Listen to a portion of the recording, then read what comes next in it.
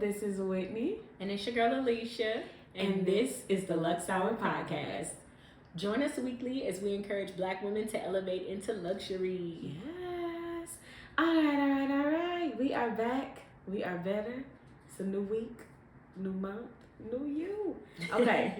We are back with a red this week. So, if you are new to the show, we start off every episode with a wine of the week. There is few things more relaxing than a glass of wine in the comfort of your own home or at a beautiful restaurant.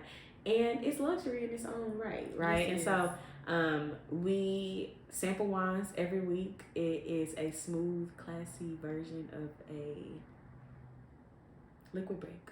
And so we sample it. So, can I get the glass, please? Yes, ma'am. All right. So, this is a Cabernet Sauvignon from the Dreaming Tree in California. This bottle was produced in 2019, and it says, an exciting collaboration between Dave Matthews and award-winning winemaker Sean McKenzie. The Dreaming Tree captures the spirit of California's wine tree. There is a quote here from both of the founders, so one from Sean and one from Dave. The one from Sean says, Dave and I are passionate about creating wines with soul. The rhythm of our California cab highlights classic aromas of blackberry, cherry, and bittersweet chocolates with hints of tasty oak. This wine is loaded with character and easy to drink. And then Dave Matthews says, we share many common interests, wine and the drinking of it, food and friends, and sitting down to share them. And we are both not fishermen. So there's that. Follow the journey at dreamingtreewines.com. This is another high alcohol by volume wine. It's at 13.5%. So last week was at 14. It's 2 heavy hitters in a row. Of course, pre-corked because I finally have learned my lesson. So without further ado, I will pour this one up. Alicia, if you can hand me your glass, please.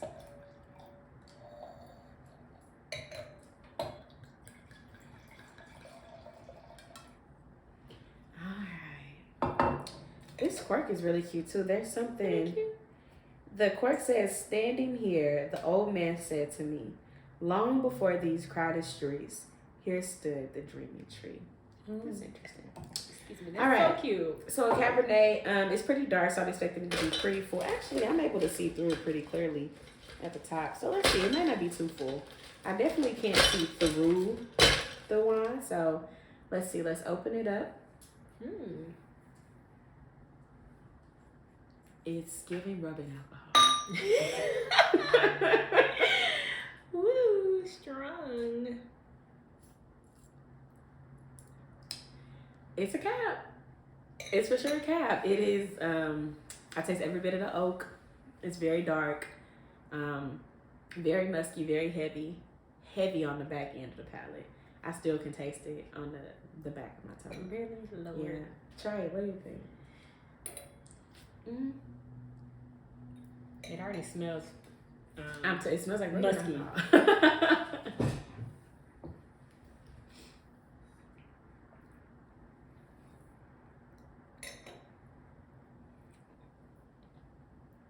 I definitely get what you're saying, that it's heavy on the back end. So you still, the taste still like resonates on the back of my tongue, and on the tip as well. It's a tiny bit sweet, which I like. But yeah, it's not as heavy as I would think that it would be, but it's pretty good. It's actually pretty good, which I normally don't do a cab, so I'm not as familiar with those. I have to be completely honest with our listeners. But yeah, it's pretty good taste. But it's definitely giving all the alcohol that it said it's gonna get. It's a cab for sure. And it's crazy because I really don't even drink very many reds anymore, and this one is just so because of that. And whites have their weight to them too, right? Like some whites, especially like a Pinot or Sauvignon Blanc, like Sauvignon Blanc is really just the white version of a Cabernet Sauvignon, right? But I don't know, it's a heavy hitter. Yeah. And I honestly feel like I can kind of feel it. That's like your second, third, I see. This is my second or third sip. It is, because I'm just trying to like wrap your head around it. It is pretty good though. Like I could definitely see that being a great wine for like a romantic night in. Yeah. Like definitely a red meat steakhouse pork chop type of situation. God. Yeah. Honestly, it's making me want a steak, and I'm not even a steak eater. It is. It really does. It seems like it would pair so well with like mashed potatoes, steak, and asparagus. Like I can taste it right now. Yes, it does. That's what it is. So if you had a steakhouse, or if you're having a steak dinner, that's the way to go. For sure. Yeah, for sure. Okay, so transitioning into our treat of the week. Treat of the week. So, treat of the week for our new listeners or those who just need a reminder. That's essentially the luxury that we indulged in for the week. So, Whit, take us away. What was your treat of the week? Okay, what was my treat of the week?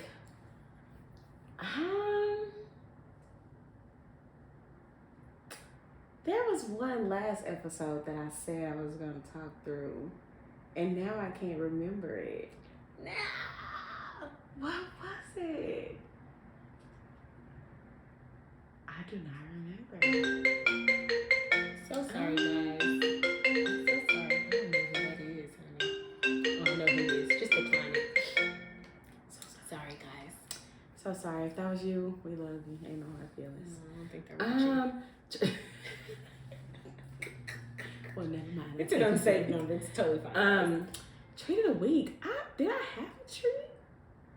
I don't know that I had one. Child, I might have to use a default answer because I don't think I had a treat of the week. What would you like for your next treat of the week to be? Okay, let's see. What do I want for my next treat of the week?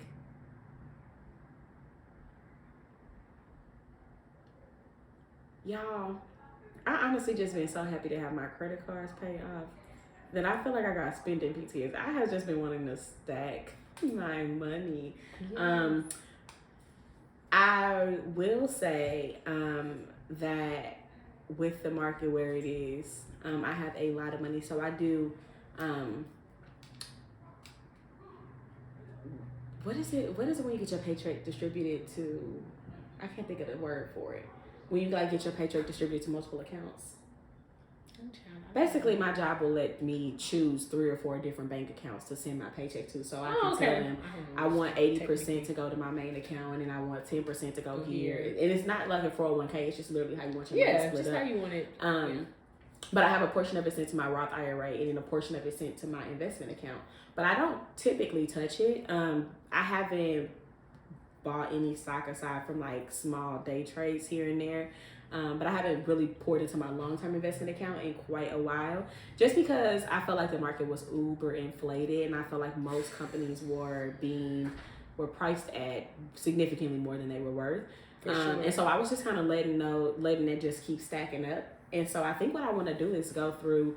I'm going to see what the situation in Russia and Ukraine kind of does to the markets, but I'm expecting the market to kind of start correcting itself as the Federal Reserve starts raising interest rates and things like that. So I'm really just planning all of my moves on where do I want to distribute all of this money that's just sitting in my investment accounts, because it needs to go somewhere at some point. But it's just about pulling the trigger at the right time. So if there was any treat of the week that I guess I was looking forward to, I'm looking forward to grabbing up some stocks, some leverage, and some good companies at a good price for sure. Like I know Target had gotten as high as like 265 towards the end of last year, and it's down to like 188 right now, you know. Mm-hmm. So that's for sure a stock that has a lot of long-term growth in both the e-commerce space and just in the physical big box retail space. For sure. So companies like that are on the way up, making sure that I can put the money there. That's kind of all I can think about. Other than that, I want to give me a mattress, but like y'all know, I've been looking for a mattress for forever. Honey, what type of mattress are you looking for? Tell the people, because one thing about it, Whitney needs her good mattress. Babe, and that's why I still haven't bought one, cause picky. I just want one that's perfect. Like I just want cloud. Yeah. Some part of me really wants like the one that lean up, like you know what I mean, that has like the heating and cooling, and I'm just like, there is nobody but you here. Why do you need this level of mattress? So I just kind of keep refusing to buy one. But my next treat of the week will be somewhere in between stocks and a mattress. So Honey, but we love to hear investments. The word for this week, for Witch Treat of the week, is going to be investment. Whether investing in my sleep and in my health and in my productivity, or investing in my money. So 1,000%. Either way. What about you? What was your treat of the week? Well, so I didn't quite invest, honey. I was gonna say you gave something away. Oh, well, I did. I gave something away, Lord give it, He also, but I did. I decided to do a giveaway for my personal brand to help launch Abundance with Alicia, which is my newest brand. So I did do that just to kind of get a little bit more traction, create a little bit more buzz. So that was a treat, being able to bring that brand in front of a lot of people who weren't normally exposed to it, or who hadn't been exposed to it, who possibly knew me, but they had just never pulled the trigger on getting tapped in. Yeah. So I did invest in that. However, I have to be honest and say, but I think it's a great investment. But I just got like a great deal on this YSL bag that I've been wanting. I have been wanting, but it was just crazy price. Yeah. But the great thing is it is a new bag, so it's not pre-loved, which is a blessing in itself. But I just could not pass up. It like literally, it was a steal. Like there is no way I could pass up on this thing. It was a steal. I'll just say that. And so I'm really excited about that. It's my first. So as you guys know, I've been building my designer handbag collection, but I want to do it at a rate that is sustainable. Right. So the key is sustainable growth. So again, I'm still saving to buy a home. That's my plan. Well, I'm paying down off my debt right now. I have everything saved up. So I want to make sure that I'm buying bags and building that collection at a reasonable rate. And so this is my first color bag that I'm adding to the collection. So I'm super excited for y'all to see it. When I do get it, I will post it for y'all. Black. They have all in black. I know, which is so bad. And my first bag. But you wear a lot of black. Well, you used to. You really wear a lot of color now. I do. You wear a lot of different colors because I've been forcing myself to get outside of my comfort zone with that. Amen. Black is my comfort zone. It's just so chic. It's so powerful. It has, it's also slimming. Okay, let's be real. And hello. So it's just always my go-to, and it just always looks polished, expensive, and that's why I like black. Because even regardless of the fabric, it's always just going to look a lot more polished than any other color. So, but I have been incorporating more color, and so this is actually a color I'm excited about, even though it's within that neutral family. It's still my first color bag and my first bag with gold hardware. So I'm super excited about that because y'all know gold is my favorite color. But it's just so happened, the bags I've collected thus far, I haven't had the gold hardware, but I'm all good with that. Honestly, with the color, it's perfect. So I just can't wait to show you guys. I'm super excited. Oh, period. It's super, super, super cute. God is good, but I'm back. Back on the grind. I'm back on the grind. Y'all will, the next thing you'll hear me purchasing, it's not going to be a trip. I don't plan to take any trips or anything like that. I even canceled a trip, thank God. Just being, a good steward of my money. But y'all might see another handbag purchase, before this home, y'all just mind y'all business. Okay? Just mind y'all business. You have to understand that she got her priorities and she working on. And they are intact. Period. Okay, so that's a beautiful thing. Savings intact, credit intact, investments intact. Because I saw a post today, and it was just basically, it was actually from, I don't know if you saw this one post I had posted, Keon Henderson. And he was just basically, going in and just basically saying like, okay, if you're going to treat yourself to these different things, make sure your ducks are in a row, make sure business is taken care of. Essentially, that's what we want to make sure that we're caught doing. Luxe Ladies, please do not live outside your means or your budget. Please don't. That's a terrible decision. Please don't do that. Please. Oh, please. That's it. That's all. Speaking of living outside your means and your budgets, last week we talked about power couples, right? Yes, we did. We talked about the beauty of building together, what that looks like, what are kind of the pros and cons of being in instances where you build a legacy, a life, an empire together, right? But then we kind of finished off the episode talking about it's not all glitz and glamour, right? All of these big power couples, they have their struggles. But then also, there is a fine line between struggling in love and going through the natural ebbs and flows of building with someone, right? Yeah. The natural ups and downs. So we are going to do our first ever mailbag style episode. And so the kind of thought behind this episode, Alicia and I are both members like on different social media channels, whether it be Facebook, Instagram, of these either wifehood groups, women who are seeking to be wives, just groups that allow women to come together, ask questions, bounce ideas off of one another, seek insight, advice, perspective, etc., etc. But all the time, these women are asking questions on the site, and they're like, what do y'all think about this? And so they have not asked us directly for our opinion, but they asked us. Quite directly, they asked us. And so we just want to talk through a few real life instances, things that women have submitted in situations or instances wherein they are either in a struggle love type of situation or in a we're still building type of situation. So we're just going to unpack them. We're not going to put too much structure around it. We're just kind of going to read them and then we're just going to talk through it. Let's go. All right. Up first, I really do not like my future in-laws. They are controlling and manipulative. They think that they can bully me into doing things their way. Literally, whenever I speak my truth, they shut me down. I have been cursed at, put in uncomfortable situations on purpose, ignored, all that. I just don't know what to do.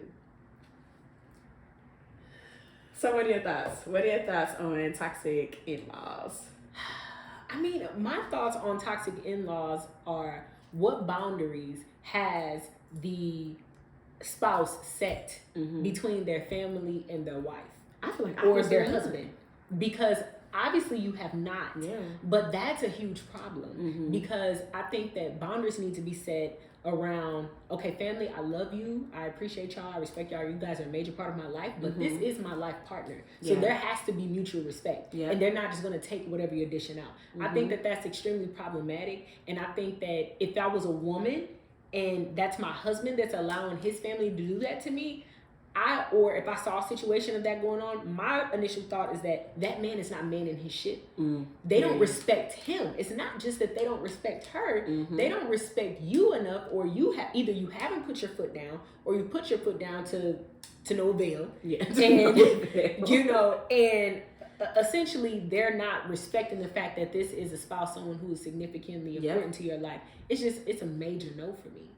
No, that's 100% true. I don't know. I agree with everything you said, but I also feel as though you can't check somebody else's family, right? Like you have a hard enough time trying to get your own family to respect your boundaries and limits. And like if the man is not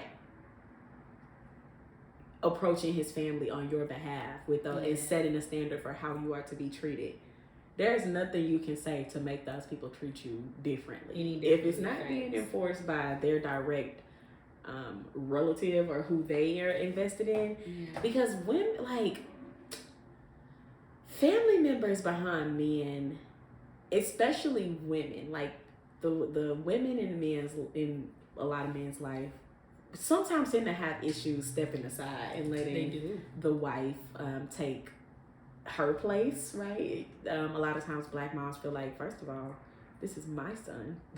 This is my baby. I raised him. You're second to me always, right? And that's not always conducive for marriage. It's not. Sisters feel like this is my brother. I will always have his best interest. I don't trust you. Whatever the case may be. So there's a certain level of friction, I think, between moms and daughters that a lot of women face on the side of their husband. But like if he's not, my thing is always, I try not to ever say never, right? But I feel fairly confident that I cannot. Toxic family on your end that's unaddressed is a deal breaker for me, only because inevitably we will have kids, right? And I don't feel comfortable sending my kids to your parents' house or to your family's house knowing that they hate me, knowing that they don't wish me well. Exactly. I don't know what they're telling my kids. I don't know what types of seeds they're planting. I don't know if my kids are being treated the way that they should be treated. Fairly, because most likely not. Yeah. If they have an issue with the mom. And if I can't trust you to stick up for me, I don't know that I trust you to defend our kids, right? A man who's not comfortable separating himself if need be, and not separating himself as in turn, like as in isolation or once you get a girlfriend, leave your family, but to be able to draw a line for his family and say, this is my significant other and this is the line that just cannot be crossed. That just has to be done. Like, ain't nothing you can do if that man don't do that. Yeah. I don't know. That's the tough part. And I feel like, and it's like, but why do we do that? You know, because it's like, it's unfortunate that a man has to tell his mother to step aside, or that a man has to tell his sisters, hey, back off. You know, I'm going to make the best decision for me and respect the fact that I have chosen this woman, you know? Yeah. And not to say that, don't get me wrong, sometimes girlfriend and wives do be coming in hot like, you know, I'm the woman in his life. And the Bible says to leave your mother and cleave unto your wife. So you probably see this from a completely different Yeah, you know, I do. And it's like, but I do understand that there are some cases, and, you know, I've seen some cases to where the sisters can be too abrasive, or even sometimes the mom has like this power struggle, like, well, I'm his mama and I'm always gonna be there, so you're gonna have to step aside, you know. And not saying that that's personally my family, but I'm just saying in general I've seen that. But from a sister's perspective, don't get me wrong, what I can speak to, I can speak to, there are times where I could have been a little bit more step aside and trust that my brother's making the best decision for him, and not commenting on the type of women or the women that they choose. I could have stepped aside a little bit more. But I don't get too overly involved anyway, because they're gonna choose, and honestly, anyway. And they're gonna choose what they choose. They're gonna choose what they choose, and honestly, some of them swap them out briefly anyway. So it's just like, whatever. True. I'll let you do what you do, but I think that. But I have seen a lot of women coming in hot and not using any type of tact, and just saying, well, basically they're just, you know, they come in and so, well, I'm the woman he's with, I'm the woman in his life, and I should come number one, and it should be me over your family. And so it's like, you have to, both sides have to use a lot more tact and a lot more wisdom, you know. But ultimately, it takes that man to hold it all together. He has to, because he has to man his ship. He has to man his ship. Yeah. And I'm sorry, any ship without a proper captain, it is bound to sink and quickly, because you're gonna hit an iceberg, or, you know, hit a lighthouse. You know, it's bound to happen. So, you know, I think that both sides can take more. Women, whatever role you find yourself in, you know, just be careful, use more tact, use more wisdom. But ultimately, I believe that man, he needs to man his shit. He does. Period. That's really the only way that you can go about it. Because at the end of the day, there's nothing that we can do as women to make men move differently. They have to choose to do that because that's something that they want to do. Factual. You know what I mean? Like, at the end of the day, nothing else will do. Everything else will just be a cluster. Okay. Yeah. Moving on. Ooh, child. I'm scared. Y'all scared? What is wrong with my husband? Yesterday, I asked him for $11 to pay the minimum on my credit card until I get paid next week. And he said, no, I need my money. But then he went to go get him some food. Then, do you know this man just got home from work and asked me to go to the gas station for him and get him something? I don't know what he wanted, and I really don't care. Because, of course, I said no. I try my hardest not to go to the gas station at night, especially alone. And to top it off, I'm pregnant. Ooh, okay. Stick a fork in me. I'm done. He must really be out of his mind, because I'm about 5 seconds from sending him back with his mama. Like, I really don't know how to speak to him and what's been up with him lately, and I'm tired of it. He's been very selfish, and it's really starting to get to me. I've been crying all day, and now I have a headache that won't go away. I've never treated him in any selfish manner. I helped him start his career while I put mine on the back burner. I have a lot of money coming in soon and was planning on using all of it to help him start his business. But after the $11 thing, I decided to myself to keep my money because I can't rely on him to help me out when I need it most. I'm so tired. That is so unfortunate. Yeah. It's $11.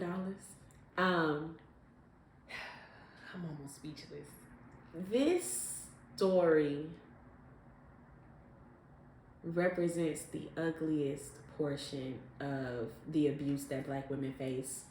I wouldn't even say abuse, but I'll say neglect. Because we give and we give and we give and we invest. We invest and we invest. She said she had a sum of money coming in from somewhere, right? And she was planning on using all of it to kickstart his business, and he can't give her $11. And furthermore, he had no second thought about sending her pregnant and alone to the convenience store at night. At night, I would. First of all, that was. I think that was the biggest turnoff for me. Yeah. In it all, because a man who is a protector, which is what I believe men should be and the standard that I hold them to, you would never send a woman out at night to do anything. And then especially a convenience store. And most men that, furthermore, that are, of course, if this is your wife, you're very possessive of, the fact that this is your wife. And it is normal for you to say, okay, well, I don't want to put you in a dangerous or shaky situation. What type of men come up to you at the convenience store? Horrible ones. And most men are just not protectors. As somebody who has always, this is a hill that even my male friends will tell you stresses me out. And not because I'm like this, a man should do X, Y, Z. But there have been several times where I've been in situations and I was around men and I just truly felt like there's no reason that I should have been defending myself or afraid or acting in a state of potentially posturing to self-defend, right? No, really. And I'm around other men. There are other men here. And I don't know if it's just because men these days are softer, but I'm not trying to do this as like men just aren't protectors like they used to be. I don't want to use the word weak, but like, I mean, if the shoe fits, most men don't even think about the safety of their woman. I think it's because so many men are so used to being taken care of by their mothers, firstly and foremostly. But then also by previous, relationships, and women are happy.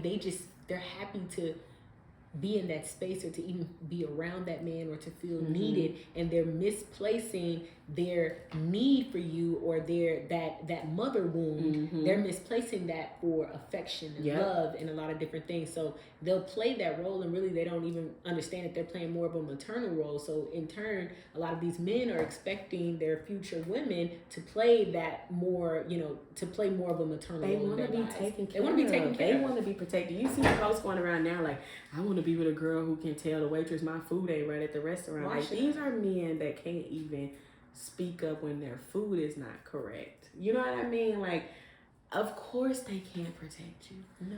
Of course they won't protect you. But as women, and I don't know when we're gonna get lead this horse to die, but we want so desperately to be cherished, to be protected, to be valued, to be defended. And that will only happen if a man has decided in this day and age, not that this is right or wrong, not that this is right, but in this day and age, a man has to deem you worthy of that. Whereas there was a time where you just being a woman meant like a man was gonna hold the door open for you. Yeah, does that make sense? No, absolutely. Because, and it's sad to say, but I'm glad you went off on that little tangent there, just because I'm gonna go off on a bigger tangent. But it's nowadays, it's unfortunate to where men, they don't want to hold the door for you if they're not attracted to you, or if they don't deem you as a woman older women, grandparents. So it could be old lady coming behind them. They're not holding the door. They're not. And so it's like, well, they're like, well, I feel like if it's a kid or if it's an old lady, then I'll hold the door. But she's a lady. You should hold the door simply because she's a lady. Yeah. Like that should kick in. But you don't have to be attracted to her. She doesn't have to be your age. She doesn't have to be short, tall, small. She doesn't have to be handicapped. It should be because she's a woman. And that's how it used to be. It was just a man would open the door for a woman simply because she was a woman. But there was a reverence and a respect for women that's not there anymore. Men in this day and age, they truly feel like if they don't have a desire to sleep with you, they don't have a desire to even make sure you get home safe. Like, they don't care. They truly, and to me, I think that's a scary and a sad thing for women, because deep down, women know if he didn't want to sleep with me, he wouldn't do any of the things that he's doing, right? Yeah. And that's why so many women place their worth in physical things, because that's your only bargaining chip to even get a man to see you as a human. To see you, like, yep. And it's so, and to want to protect you and provide for you. Yeah. Honey, so that could be a whole. That's hard, but $11. I just feel like if you with a man who won't give you $11, for a minimum payment, that means he doesn't care about your credit. And I would ask why she don't have $11, but she said she put her. I really wanted to ask that. I was like, she said she put her career career on the back burner. She said she put her career on the back burner, and so many women do that. So if she doesn't have any way to make money, if he convinced her to quit her job and stay at home with the kids, then that wouldn't be a good situation anyway. That wouldn't make sense, because why am I putting my career on hold if you're not even in a position to take care of us? Well, to give me $11, I think, quite frankly, let's just start there. The situation, the scenario is $11. Now, she did say that he did. It wasn't that he didn't have it; he just didn't want to give it to her. And I think that because to me, then it makes me question, okay, is he controlling? Could he also be abusive? Financially, definitely financially abusive. But is he also verbally abusive? Like, it sounds like, it's mentally affecting you as well. So it's like, okay, well, what all is going on in this relationship? Because I think you're tired of a lot more than him not giving you the $11 or. But I mean, think about the caliber of human, right? Not even man. Even if this was a friend, if you asked me for $11 right now, I probably wouldn't even ask you why you need $11. I would just ask you the damn $11. You know what I mean? And the caliber of person that would look you in the eyes and tell you, I can't help you over $11. I can't imagine what other things she's going through. Yes. And even in the comments, like, they were like, sis, and she's pregnant. And she's carrying his baby, and you want to stress me out when I'm carrying our child over $11. I think that is why I say my biggest thing is the fact that she was pregnant. You're willing to, you're not protecting me because you're willing to send me out at night. I could be snatched, me and your child could be snatched. But then also you're willing to risk me getting stressed out, frustrated, that potentially affecting our baby. And you're lazy. You're lazy. You just got home from work. You could have stopped on the way from work. You could have ran out. You got the money. Because I know you at least got $11 just because you didn't give it to me. So you could have DoorDashed it. I'm just keeping it a bug. I feel like, typically I haven't been involved with a man to where he has really much have asked me to do anything like that for him. Like, as far as like, oh, stop here and get this for me. And the one that I did, he was for sure a beta male. Like, he was for sure not your masculine man at all. Definitely not your alpha male, but he was similar to what it sounds like that guy could be, a guy who's just not, he just doesn't get it. He doesn't get what it is to be a man and what it is to really treat a woman at the end of the day. Because I feel like a lot of them, when they want to sleep with you, they can do things like hold the door. They can do the sweet, romantic gestures or sweeping gestures, on a menial level. But when it comes to really being a man and like really putting on those pants, they can't deliver. And they don't get it. And I think that's the part. Yeah.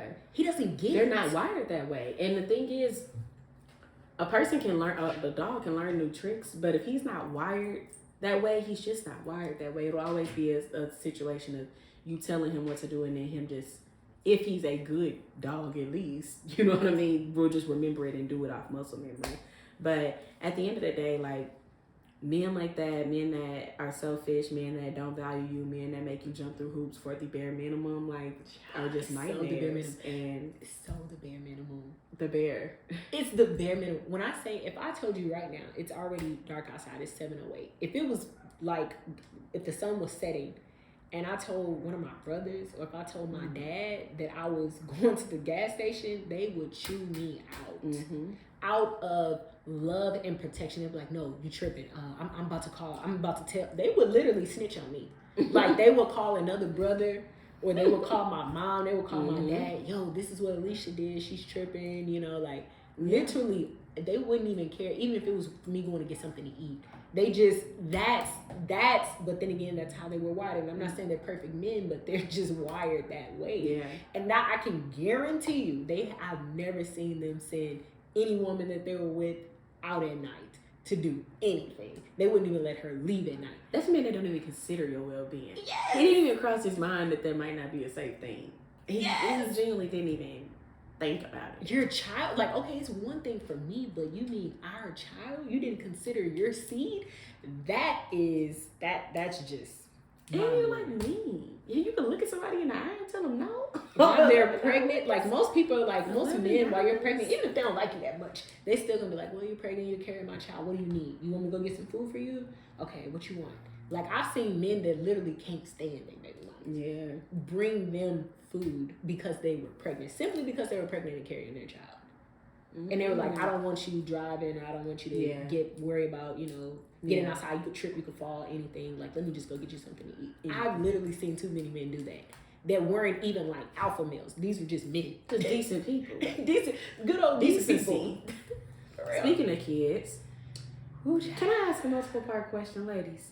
Oh, God. For those of you who do not have children, was that a conscious decision, as in you didn't want children? Or is it just one of those things that didn't work out for you for whatever reason? If it was a choice, do you regret that choice? Has anyone ever been in a situation where you wanted children and your husband did not? What was the final decision and how did that change your relationship? My husband and I have been together since we were what feels like kids, 19 and 20, but have only been married for going on 2 years. I feel like somehow we skipped the conversation about kids. I always express wanting them one day, and I think now that we're getting to one day, I'm realizing that we might not actually want the same things. I feel like we're at a weird crossroad and I don't know what to do. So, sis, how do you skip that step?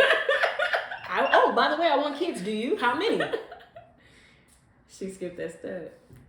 She skipped that. Do you feel like a lot of women are skipping this step? What's crazy is a lot of women in the comments were saying that they didn't have kids and that they were quite happy that way and that's what they always said. And there was a lot of women that were like, listen, when I got married, I told there was one woman in particular. Matter of fact, I'm gonna pull this up to see if I can pull up the comments.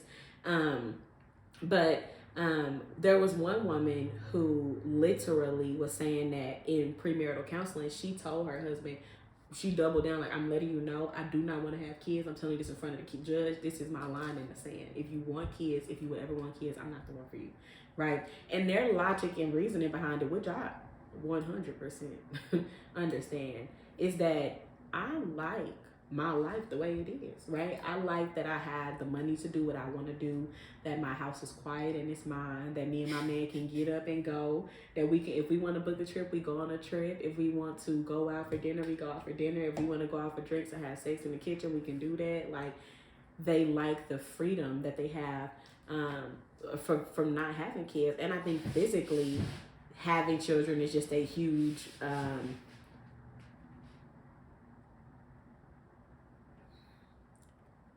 it can be a stressor. Physical stressor. It's a huge physical undertaking. Yeah, for the body. It's truly life or death.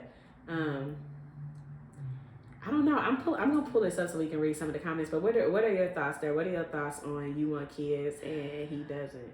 I think, first of all, my first thought was what I said. Sis, how did you skip that step? Especially if it is something, and I get it. I think that you guys were 19 and 20, you were kids, you really didn't know what you wanted. But I understand not fully knowing what you want, but how do we miss these important conversations? So I would have to say, sis, first of all, take some accountability, because how did you miss such a pivotal conversation? So number one, I would say that is that, like, and I would encourage every woman, I would encourage myself, make sure that you're having conversations and you guys are talking about everything, but especially the things that truly matter to you. Yeah.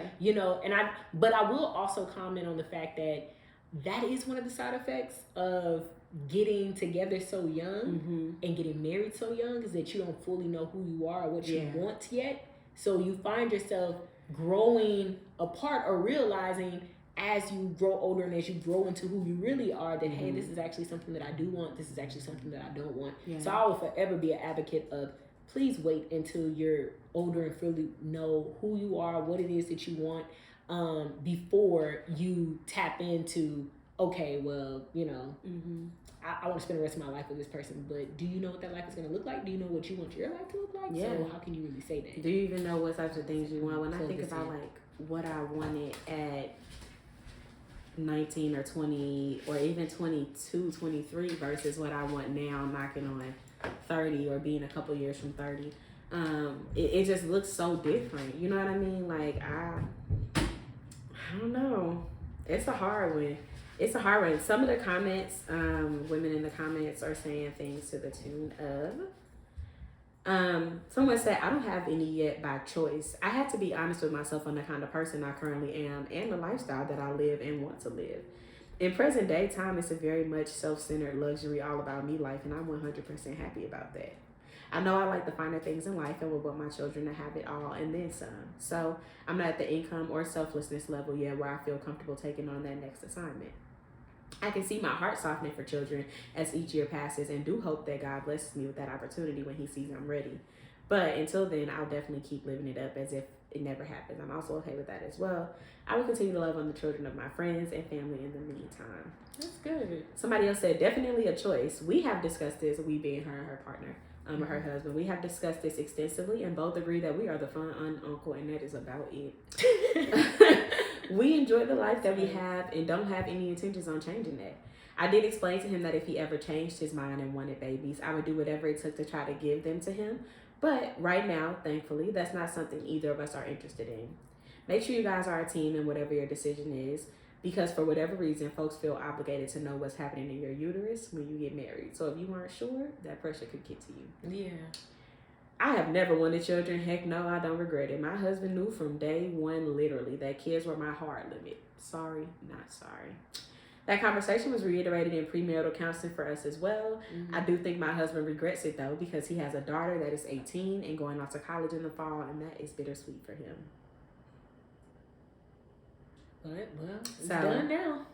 It's done now. You got to have those hard conversations. I think so many times, to your point, we can get so wrapped up in the excitement of new love that we don't begin to go through the discovery phase, right? Like in trial, if you know anything about like the legal system or courts, or if you ever had a trial date, have to go through discovery. You have to go through discovery phase, and it has to be disclosed to both parties. It has to be disclosed. Come on, word. Or it's inadmissible. Speak on it. Take it away, for real. Tell people about discovery phase. And it's so funny because that discovery phase, when we're talking about in terms of court, literally that is when you guys have to uncover. You have to ask all the questions. You have to conduct all your interviews. You have to gather all evidence. And during that phase, you have to say, hey, this is the evidence that I have. These are the questions that we ask. These are the people that we'll be interviewing. And this is all that we have. You lay all of your cards that you're going to take to trial, the real world, and in front of the judge, in front of the Lord, you have to lay it on the table for both parties to view. And they have to know. So if you get in trial, when you guys get into the real world, you get into your marriage, your trials and tribulations, okay? And a witness or an interview or a piece of evidence is presented that was not disclosed before the trial, well, it's then inadmissible. Well, I'm sorry, Judge, this person, they never disclosed this witness. That was never, given in discovery phase. So that has to be thrown out. And the judge has to say, you know what? That's absolutely correct. Don't let it happen again, or you will be in contempt of court. Amen.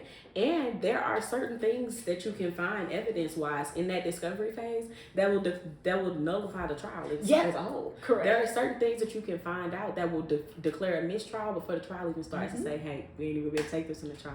Correct. You can find out things like somebody didn't get Miranda, or somebody contaminated the evidence, right? Something, police planted something, like all of these types of things will declare a mistrial, right? And the reason for that is because this is such a large error, right? Or ill matchup that it's not even fair to take it to trial. Correct. And so you have to go through that discovery phase. You have to, even if y'all exercise creative ways of doing so, right? Like there are tons of card games that are out, board games that just can help you, that give prompts, questions, things that you can ask your significant other. Get a bottle of wine, set up some candles, make it a day night. You know what I mean? And play those card games. Literally, there's a game called Combo and Chill, and this was a guy that I dated actually around this time last year. And my thing is always like, I'm just very playful. So I was like, I told him, I said, let's play a game. And he was like, okay, bet. And I was like, okay, I had this like hard question game, so let's just throw some questions. So he was like, all right, bet, let's do it. And so we did it, and believe it or not, I was really surprised at a lot of the questions that they had in there. But I was like, you know what, I'm glad, because I would have never have asked this. Like, some things just don't come up in conversation, or they may not seem that important enough for you to ask. But then once you get in a conversation, you're like, oh shoot, I'm glad that I asked this, because we actually see this very different. Yeah, very you know, and then you can determine at that point, depending on how you guys conduct the conversation, are we even committed enough, or are we compromising enough to even, you know, continue to see this relationship further? Because let's say if one person says the wrong thing, that could be, like she said, a hard no, hard pass, hard line. Yep, it is. Ask those hard questions, ladies. Like that, there's no reason that you should get married. I understand certain things slip under the cracks, but having kids is like one of the pivotal portions of getting married, you know. Can I be real? I think a lot of times we purposely allow it to slip through the cracks because we feel like, oh, well, this is so good, we can change this other person's mind. Unless that person has a diaper, you cannot change them. You cannot. Okay? And unless the Lord comes in and changes their hearts, it won't change. It won't. That person has to decide to change, or that person has to have something maybe traumatic to happen to them or grand to happen to them that will, you know, sway their philosophy on that or their standpoint on that. But you know, it is what it is. I'm a firm believer in that, and you just cannot stray away from that, ladies. You have to tackle and maybe that's just a personality thing. I think for both of us is that we're very much so like, look, we have to address this issue head on. Not that we're confrontational, but we're not just gonna keep sweeping it under the rug. And what it is both of us have trauma around getting our hopes up and the disappointment, right? Correct. And so for both of us, getting all the way down the line and then the rug being snatched from up under our feet is worse than us asking the hard questions at the beginning. I agree. Does that make 1,000% sense? for But sure. some people are the exact opposite, where they feel like ignorance is bliss. Baby, I want to just enjoy. If it's a lie, I don't want to know the truth. You know what I mean? Like they get to a point where they just would. I just want to enjoy. Like I don't see it. and it bites them in the butt, you know. But that's not to say that being the type of person who prefers to get things out into the open early doesn't bite you in the butt in some ways, right?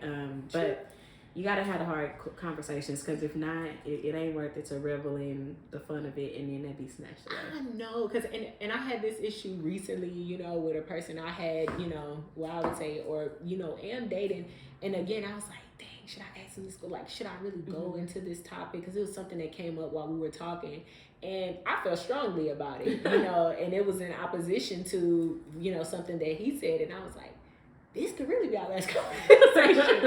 And I was like, dang, of course, you know, at this point, you know, we do really like each other, and I was like, man, you know, it's a few weeks in, but this could be the end. You know, and I was just like, you know, well, forget it. You know, like, you know, I was like, look, it has to be talked about. Like, I have to get an understanding. He needs to get an understanding. And I told him, I was like, I think, you know, both of us were the same sign. So I was like, I think both of us, you know, are very similar in this way, but I have to, you know, address stuff head on, and I have to be honest with you so you can, you know what you're getting yourself into. This is how I feel about this topic, and I feel strongly about it. You know, so like, I know you feel strongly about that topic, so what do you think that we should do? Like, how do you want to proceed? Honestly. And I just left it in his court, you know. And I mean, of course, in that case, he was just like, well, both of us feel strongly about it, but I don't feel like it has to be a end-all, be-all. You know, one of us, I think, I think we can compromise on it. There are some compromises, and truthfully, it was something that compromises could be made.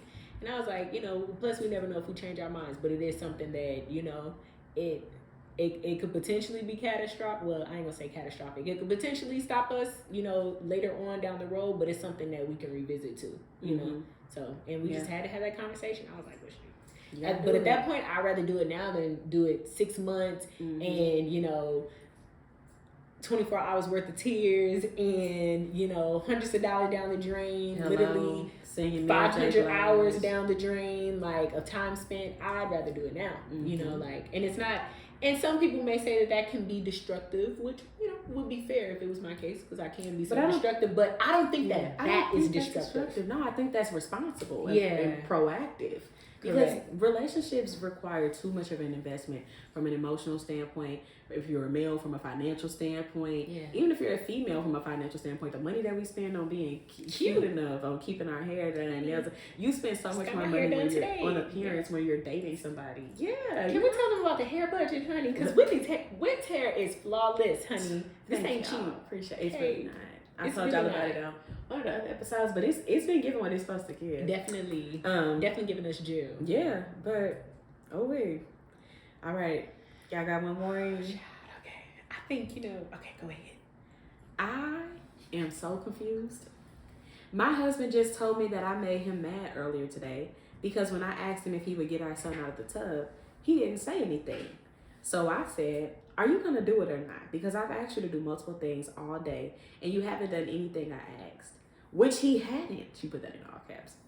So I was preparing myself to go and get him out of the tub myself. He said, my husband, said that I was bucking at him, and that triggers him to make him want to put his hands on me. Now, the thing... Oh, God. Okay, all right. I'm sorry. Hold your peace. Go ahead.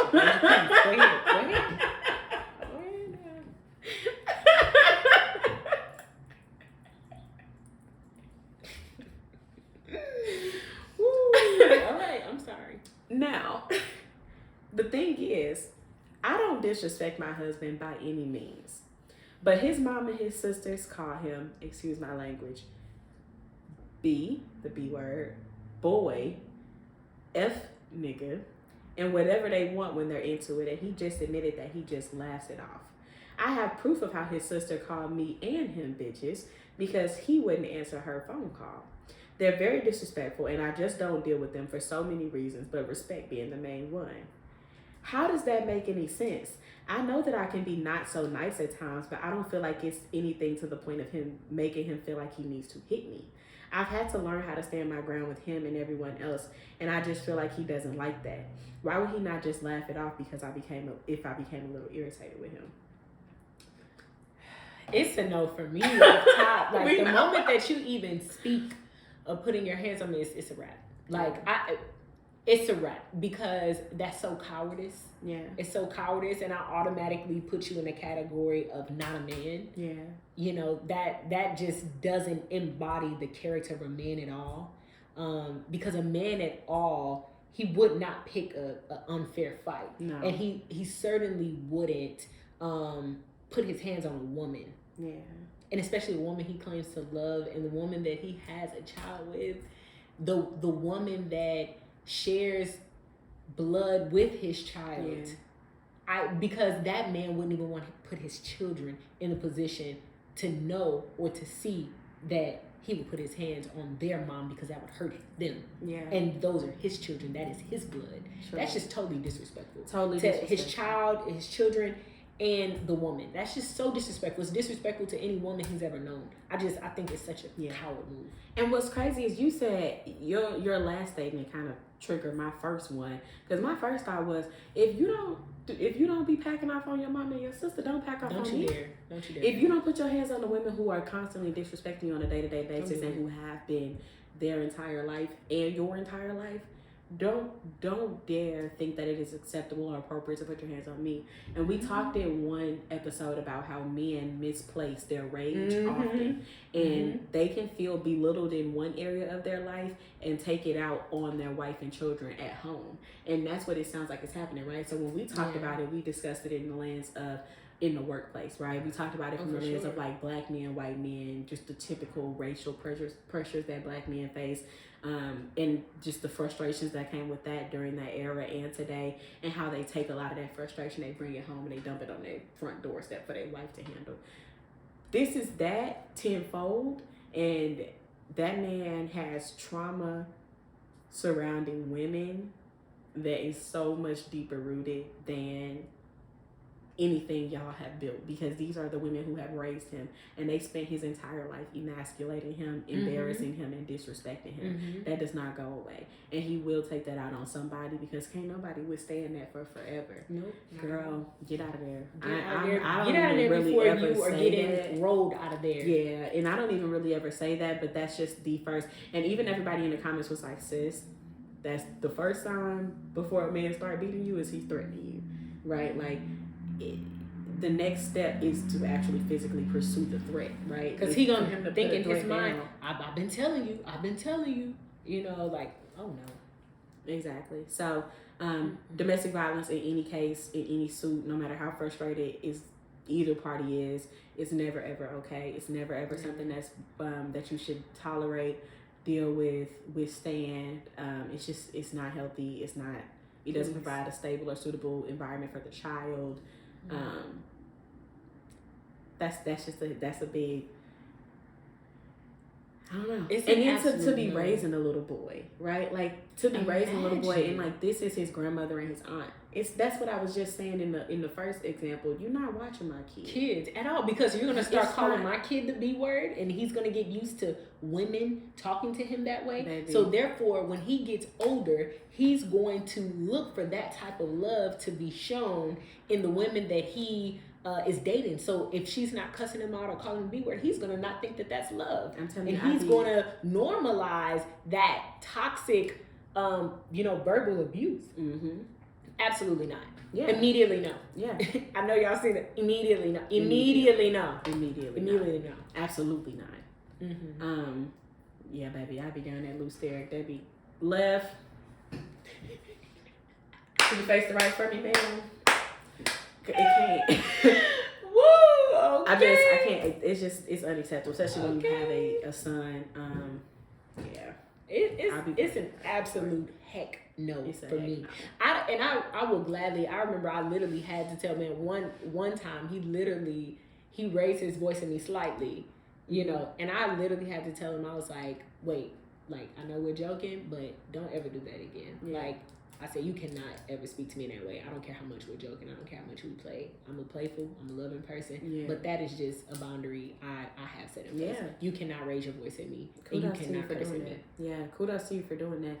At the end of the day, like, to tie it all together, physical violence, stinginess, greed, bitterness, these are all traits. Last episode we were talking about how do you know when you are investing in a man that's worth investing in? Yeah. He don't have these traits. The traits in all of the stories that we've gone through today are traits that are only held by the most insecure, the most unstable, the most ill-prepared for marriage of men. And as women, we just have to be able to do a better job of identifying these, because at the end of the day, these traits don't pop up out of nowhere. They don't. People can only hide their true colors for so long. So even if it's just a matter of doing our due diligence of dating for long enough, you know what I mean? Like, men can only hold their true colors in it, people in general, for 3 months max, right? And then after that, things start slipping through the cracks. So as long as you're sticking around for 3 months, everything after that, you have to make sure that you're not overlooking traits like stinginess, things like he never gives to anybody, or y'all always pass by homeless people or people in need or people that ask for help, and he always like, ain't my problem, ain't none of my problem, this and that. These are traits of a stingy man, right?